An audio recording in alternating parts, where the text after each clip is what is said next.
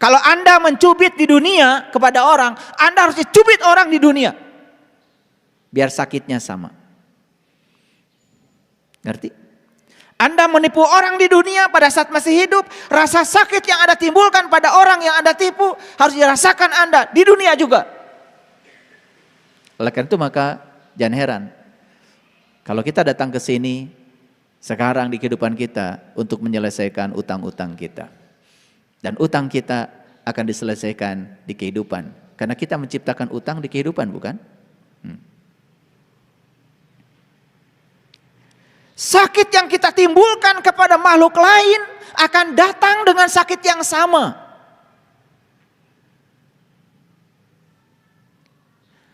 Anda memotong ayam, kira-kira ayam sakit gak? Pernah tanya gak sama ayam? Pernah tanya enggak? Enggak perlu tanya, belajar merasa sebelum terasa. Belajar merasa sebelum terasa. Coba bikin saja luka di tanganmu selebar luka yang kau timbulkan pada leher ayam.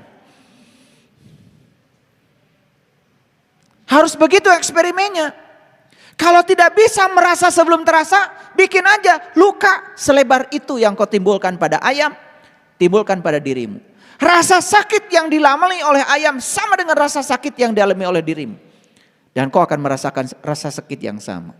Makanya kita di dunia ini belajar mengurangi karma dari akibat rasa sakit akibat tindakan kita kepada orang lain. Yang namanya makhluk hidup namanya pasti ingin hidup toh? Saya tanya, semut pengen hidup? Ayam pengen hidup? Ular pengen hidup, kupu-kupu pengen hidup, sapi pengen hidup, kambing.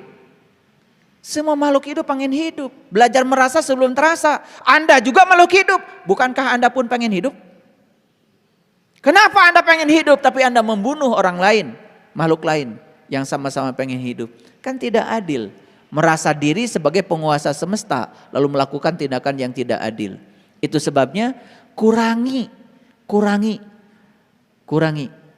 menyakiti makhluk lain. Kalaupun harus terpaksa memotong ayam, doakan ayam. Semoga saja ruh yang keluar dari tubuh ayam itu dikasih tubuh yang baru.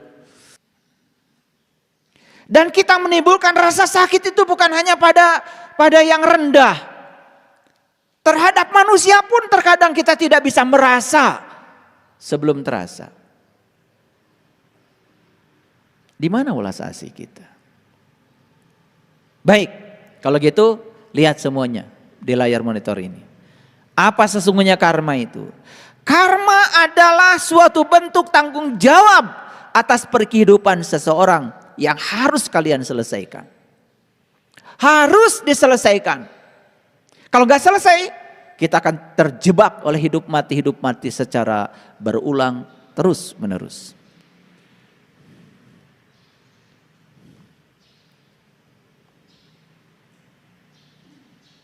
Ulangi, apa karma?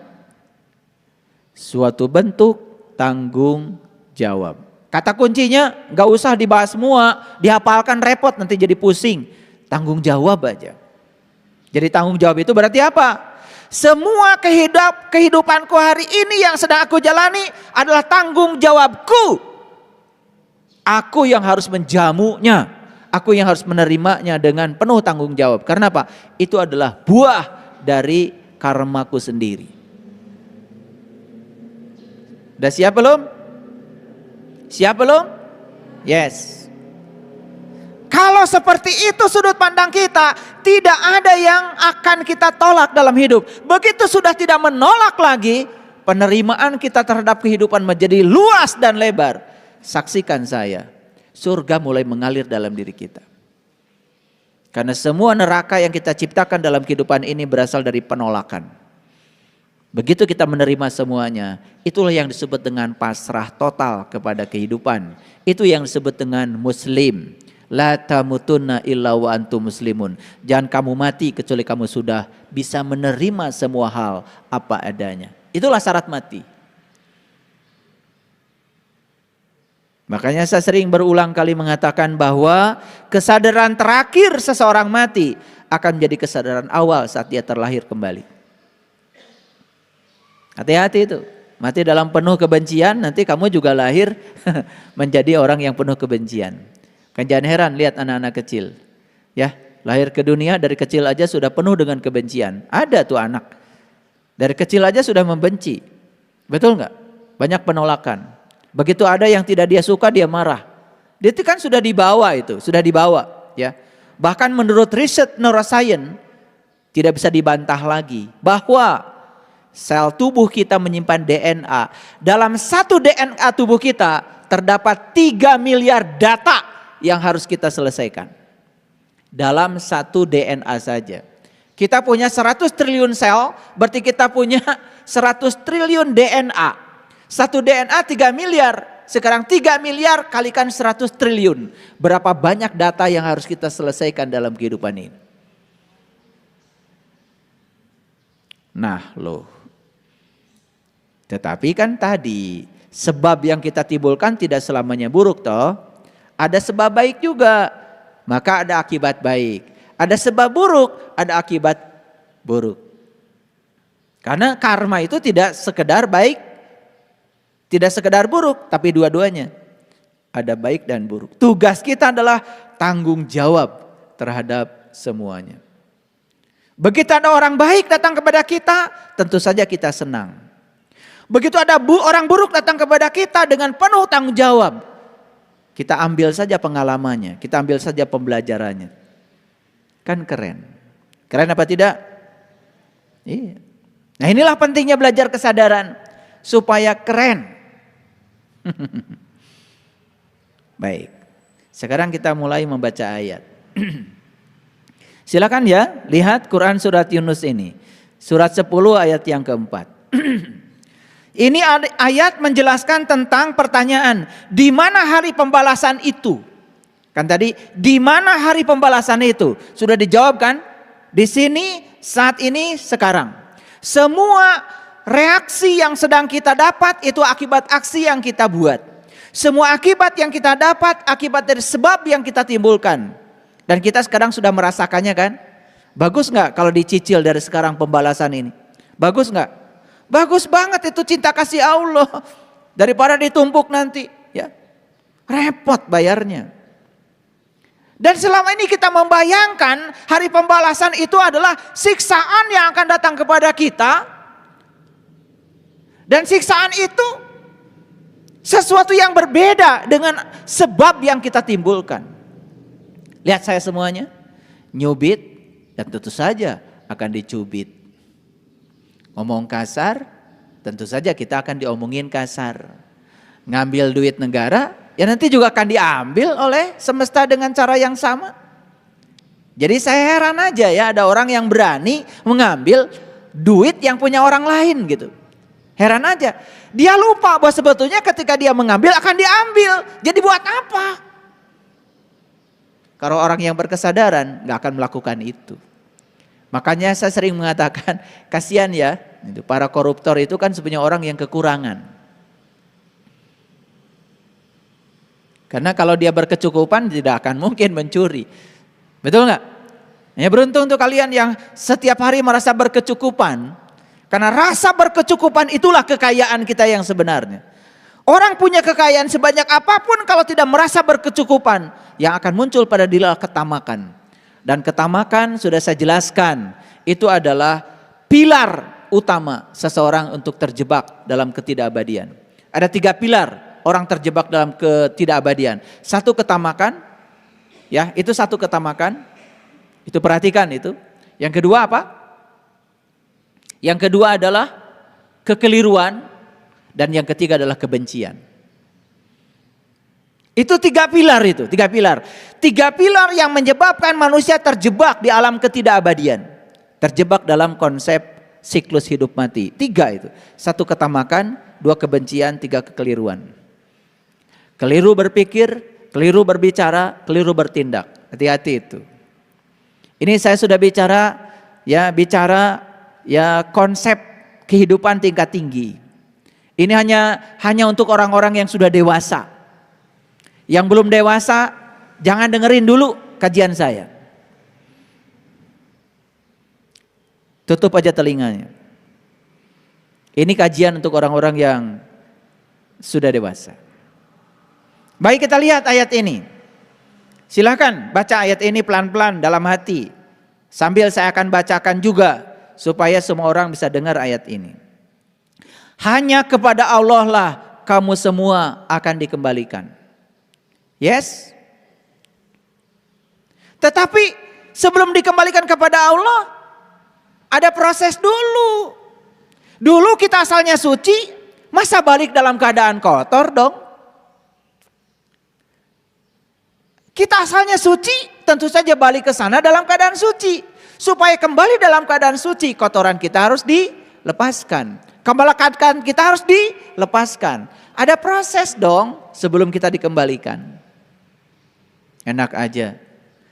Awas memahami ayat ini jangan sembarangan. Hanya kepada Allah lah kamu semua akan dikembalikan. Yes, semua akhirnya akan dikembalikan kepada Allah. Tapi proses kembalinya setiap orang berbeda-beda.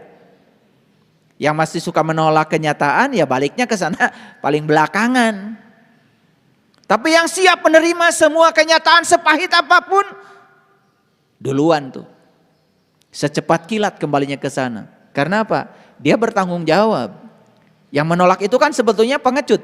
Yang tidak bertanggung jawab terhadap semua sebab yang dia ciptakan. Begitu akibatnya datang dia tidak bertanggung jawab.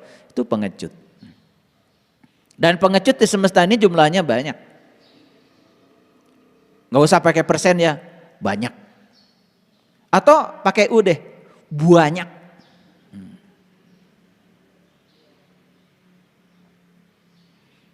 Ibadah sudah, sholat sudah, baca kitab suci setiap saat.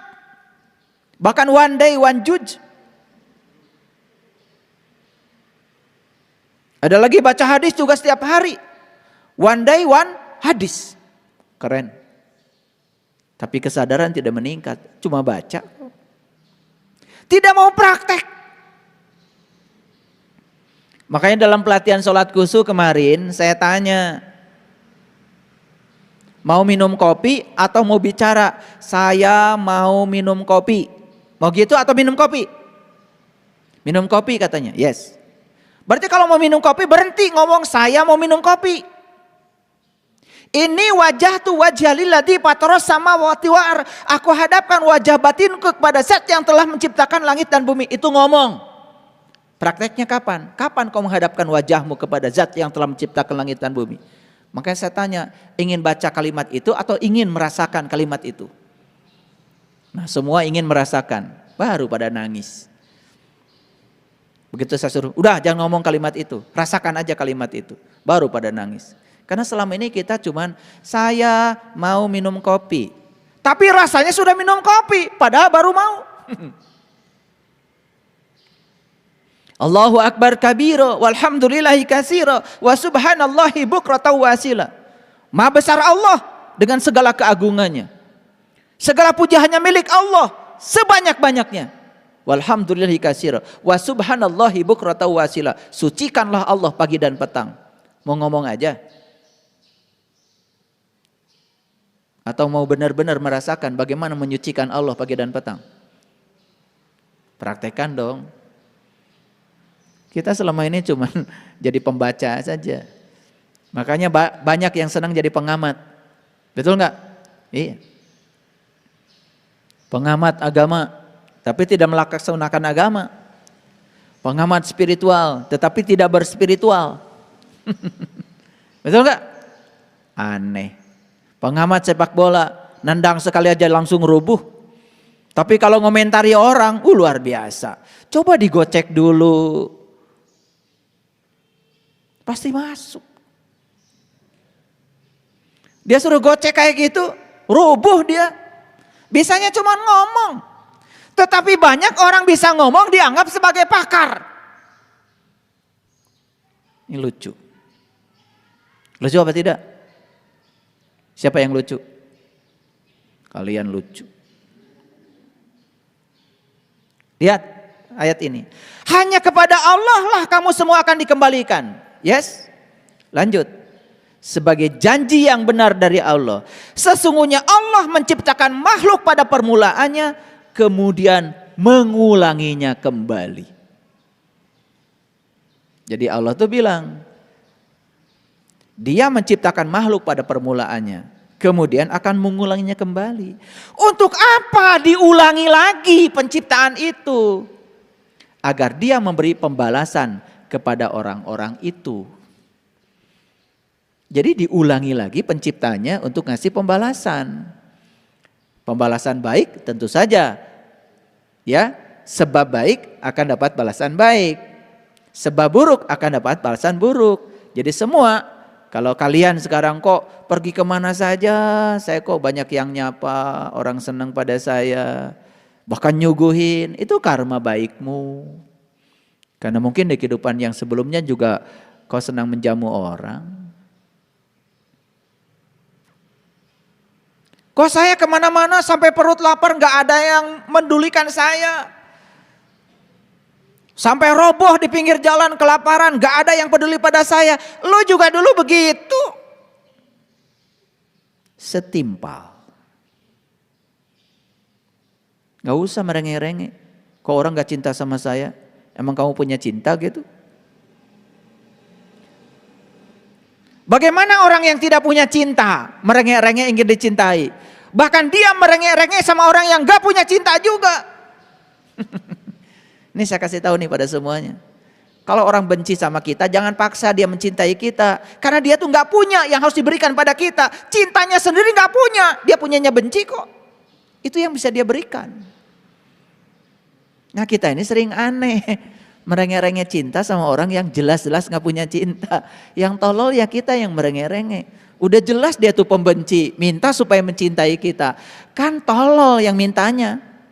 Itu sama saja dengan kita merengek-rengek minta sumbangan sama orang yang boro-boro nyumbang. Makan saja gak punya, yang tolol yang minta. Kalau disebutkan tolol kan mungkin baru kesel sama saya. Terus apalagi bahasa selain tolol. Itu udah paling halus itu. Karena di atas itu ada lagi yang lebih kasar. Tapi saya gak tega ngucapinnya. Tolol itu udah halus. Itu bahasa paling halus saya pilih ini untuk ini. Karena di atas ini ada lagi. Kalian pasti tahu, tapi saya gak berani ngucapinnya. Bayangkan ya, kita minta sumbangan, minta diberi kepada orang-orang yang jelas-jelas dia tidak bisa memberi. Kita kemudian memaksanya. Itu yang kita lakukan selama ini. Kita merengek-rengek minta dicintai sama orang-orang yang jelas dia tidak punya cinta. Ngerti maksud saya? Jadi kalau dia itu memang pembenci, yang jangan diminta, tolong dong, jangan benci sama saya. Tolong dong, perhatian sama saya. Itu yang tolol tuh yang mintanya. Dia punya yang bisa diberikan cuman benci aja, karena dia punyanya benci kok. Paham? Lihat saya semuanya, hanya orang yang sudah tidak mengalami defisit cinta yang bisa mencintai. Siapa itu? Mereka yang sudah bisa mengakses sang sumber cinta yang ada dalam dirinya. Makanya kalau orang sudah kenal jati dirinya, dapat dipastikan ulas asihnya luar biasa. Dan orang yang belum kenal jati dirinya, dapat dipastikan kebenciannya juga luar biasa. Jangan paksa mereka untuk menjadi ulas asih, gak akan bisa. Ayo tangkap dulu kalimat ini. Untuk apa dikembalikan lagi? Untuk apa? Untuk menerima pembalasan. Makanya saya kasih cetak tebal itu hurufnya. Nah, kebetulan yang diceritakan di ayat ini adalah orang yang beriman dan mengerjakan amal soleh. Tentu saja orang ini akan mendapatkan pembalasan dari iman dan amal solehnya dengan adil. Ayat ini kalau diekstrapolasi juga sama. Orang yang selalu menjalankan amal salah juga akan mendapatkan akibatnya, kan begitu. Makanya dia dikembalikan ke sini untuk menerima pembalasan. Kenapa? Karena sebab yang dia ciptakan kan di kehidupan. Otomatis akibat yang harus dia terima jelas dong di kehidupan. Paham? Ini kalau sudah gini nih, kalian kemudian masih melakukan tindakan buruk, itu udah keterlaluan. Keterlaluan lah kalau saya udah ngomong begini, masih saja menciptakan sebab buruk, itu udah kebangetan itu. Ini cinta kasih saya, makanya hari ini dibongkar ayat-ayatnya supaya ngerti ya. Ini ada dasarnya nih ya. Oke, lanjutkan. Dan untuk orang-orang yang tertutup, nah ini. Kan ini sedang dibicarakan dua pembalasan itu. Satu buat orang yang beriman dan beramal soleh. Berarti orang yang beriman orangnya sudah terbuka. Ciri orang yang beriman itu dia sudah bisa menerima apapun yang terjadi apa adanya tanpa ada penolakan. Jadi orang beriman itu dalam bahasa kajian kita hari ini, orang yang sudah bertanggung jawab terhadap segala kehidupan yang datang pada dirinya karena dia sadar itu adalah dia yang mengundangnya. Itu orang beriman. Awas ya, mengartikan iman itu jangan sempit. Cuman sekedar percaya rukun iman. Rukun imannya pun ya cuman gitu-gitu aja, tidak ada ekstrapolasi. Percaya kepada Allah, udah, yang penting saya percaya. Tidak ada keinginan untuk membuktikan keberadaan Allah dalam dirinya.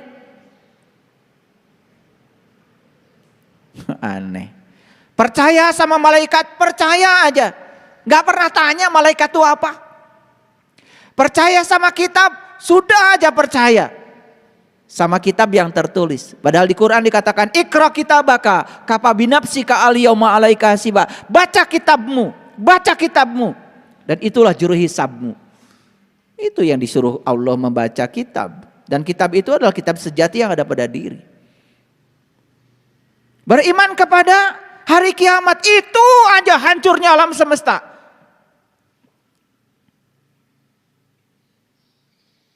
Kenapa sih? Beriman kepada qada dan qadar. Gak ngerti juga apa itu qada, apa itu qadar. Lihat saya semuanya.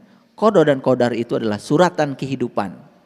Yang tercatat di DNA kita, bawaan kita sendiri. Itu qada dan qadar.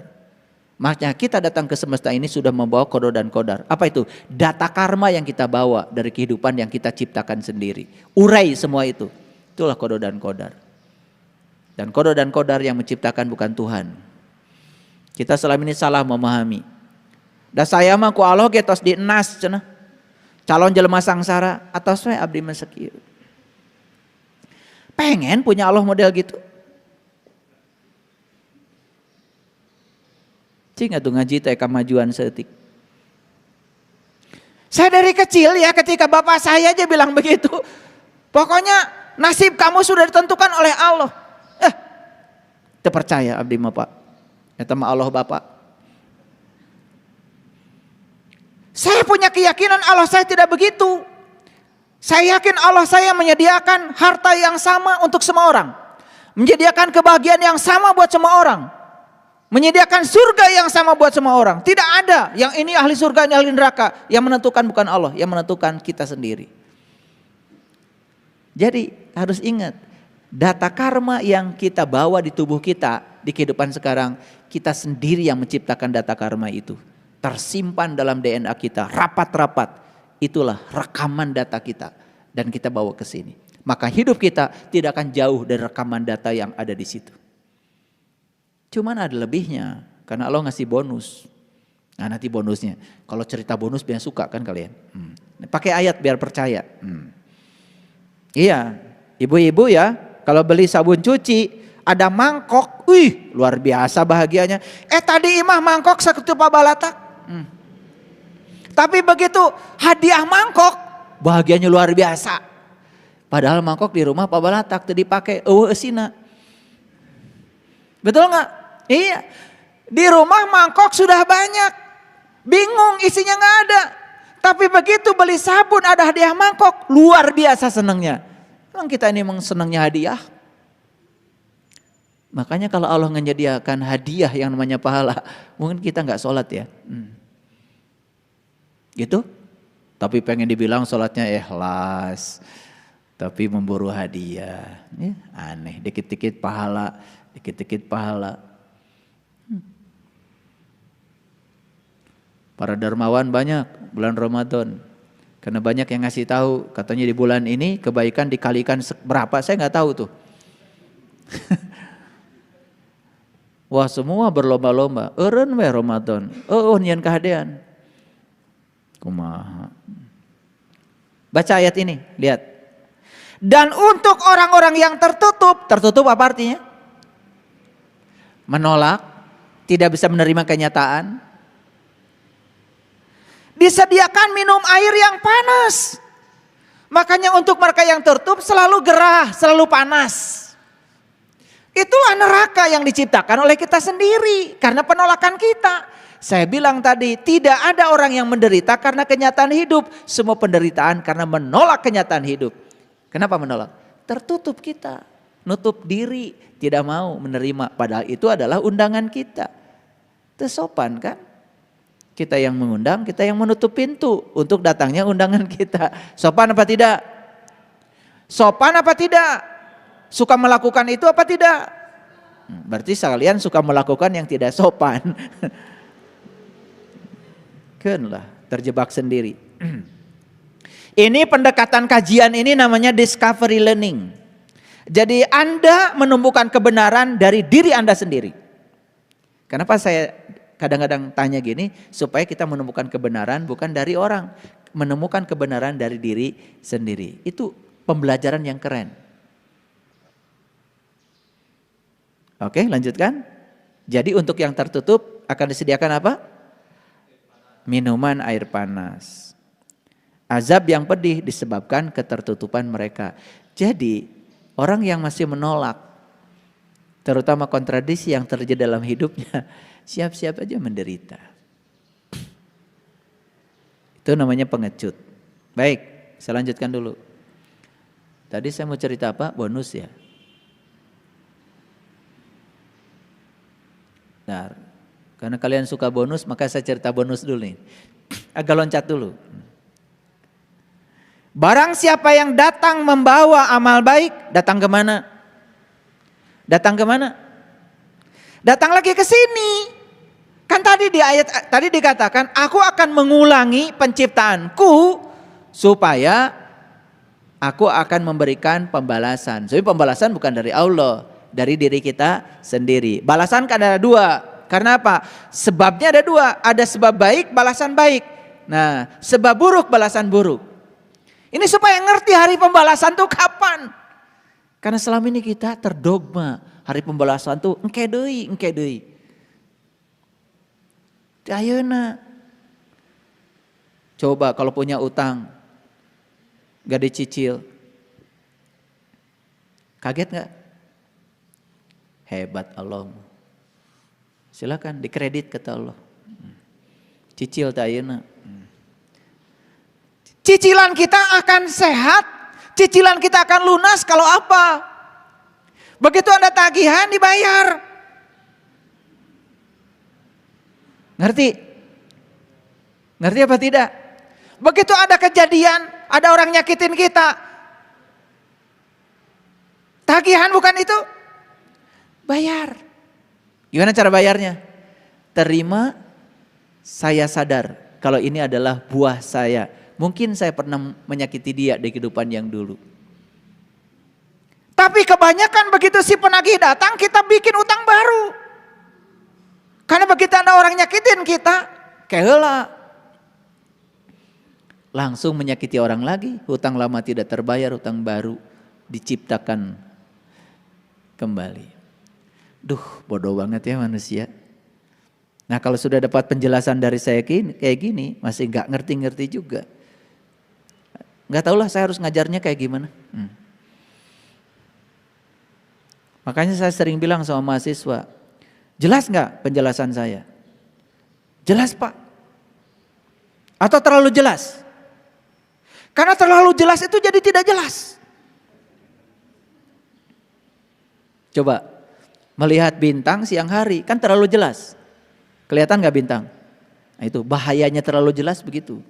Maka saya kalau menjelaskan hanya sampai jelas. Saya tidak pernah menjelaskan terlalu jelas. Karena terlalu jelas jadi tidak jelas. Ayo kita bicara bonus sekarang. Barang siapa yang datang membawa amal baik, datang ke mana? Datang lagi ke sini mengulangi kehidupan. Tetapi dia membawa amal baik. karma baik yang dia bawa, maka baginya kebaikan 10 kali. Bonus bukan? Bonus bukan?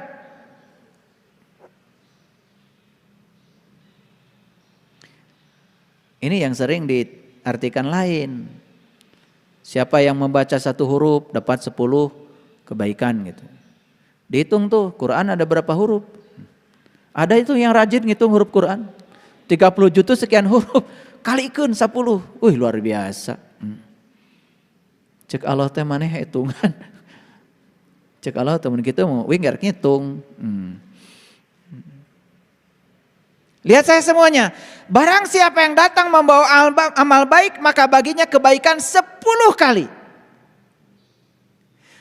Dan barang siapa yang datang membawa perbuatan jahat, maka dia tidak diberi pembalasan, melainkan seimbang dengan kejahatan. Luar biasa bonusnya. Kalau kebaikan dikali 10, kejahatan dikali 1. Keren gak? Nah sudah kayak gitu, dari Allah kita masih nolak juga. Kebaikan sudah dikali 10, kejahatan dikali 1. Tidak dikurang sedikit pun. Tidak ditambah sedikit pun, dikali 1. Jadi semua karma buruk yang sedang kita terima itu pengalinya 1. Hebat gak Allah? Bonus bukan itu? Tapi kalau bikin kebaikan dikali 10. Jadi kalau ingin dapat diskon karma, sederhana. Perbanyak saja kebaikan.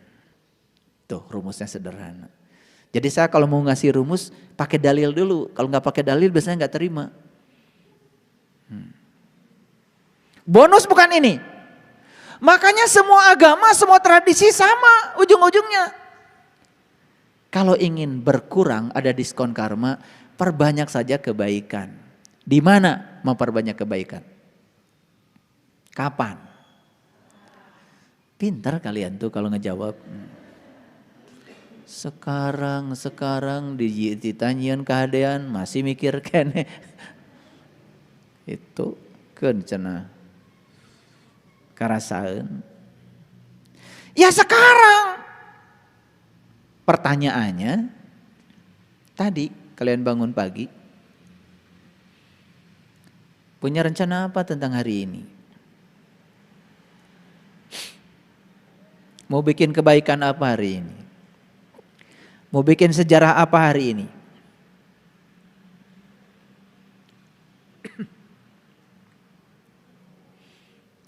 Makanya pagi-pagi itu bikin sejarah. Bikin program. Kebaikan apa yang akan saya lakukan hari ini? Saya akan membagikan uang 5 ribuan sama orang yang minta-minta di jalan. Siapkan duitnya 5 ribuan, lain 100-an.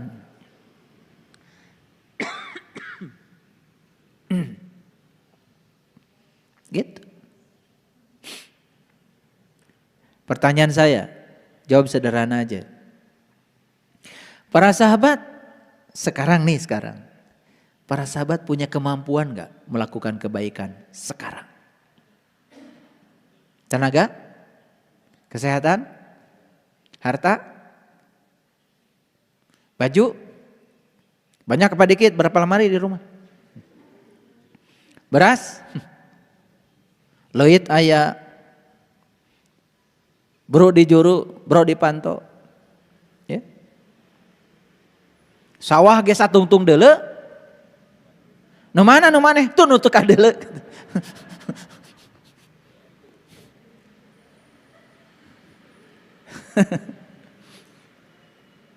Biar ketawa karena banyak yang ngantuk nih. Kalau ngaji bulan puasa ngantuk itu saya nggak ngerti ini puasanya bener nggak. Karena kalau benar puasa itu meningkatkan kecerdasan, sekaligus meningkatkan kesadaran. Iya dahar naon tadi isuk-isuk.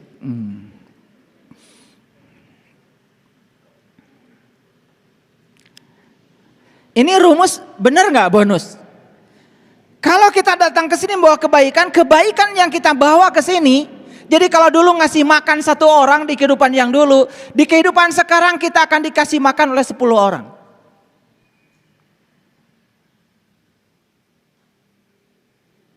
Tapi itu syar'i. Hakikatnya apa?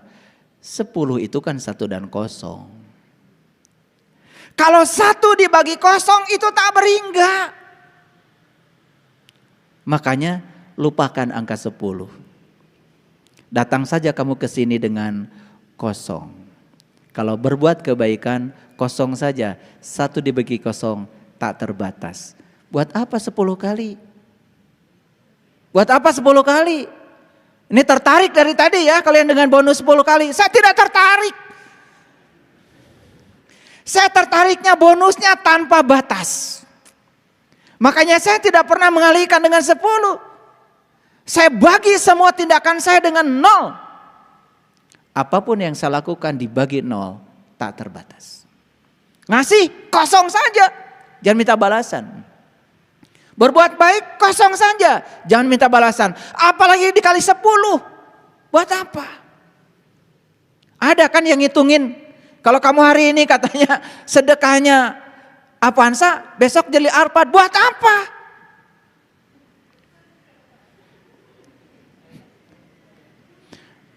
Tertarik Kak dikalikan 10? Jangan tertarik, karena ini adalah simbolik. Ini bukan matematika kita ya 1 kali 10 ya 10. Matematika Allah tidak begitu. Matematika Allah itu tanpa batas. Matematika Allah itu adalah 1 dibagi 0 tak terhingga. Makanya di Quran surat Al-Fajr, wal fajr walayalin asyr wasyafi wal matr. Kalau kamu sudah fajar, sudah sadar, kamu akan masuk asyr. Asyr itu 10. Maka di surat Al-Fajr ada kata 10. 10 itu artinya 1 dan 0. Dan 1 dan 0 itu adalah angka biner. Dan semua teknologi informasi sekarang didominasi oleh angka biner. 1 dan 0. Kalian hidupkan HP, itu 1. Kalian matikan HP, itu 0. Kok HP sudah dimatikan, malah tidak mati-mati? Itu konslet. Kalau yang benar itu 1 dan 0. Kalau HP, kalau kamu kirim gambar ke temanmu, klik, nggak akan salah. Pasti terkirim ke teman. Itu 1. Kalau nggak mau ngirim ya itu 0. Jadi dunia teknologi cuman 1 dan 0. Maka disebutnya angka biner. Itu angka digital namanya. Nah itu adalah angka spiritual. Karena 1 dan 0 itu adalah la ilaha illallah. La ilaha itu 0. Illallah 1. Yang mana yang bukan Allah? Semua juga Allah. Oh, tambah keren lagi. Kalau ngerti keren. Kalau tahu cara mengaplikasikan 1 dan 0 keren.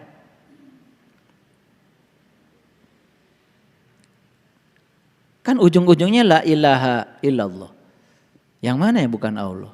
Yang nyata Allah, yang tidak nyata juga Allah. Semuanya dia kok. Tidak ada satu peristiwa pun di semesta yang tidak ada kehadirannya. Selesai. Biner lagi angkanya.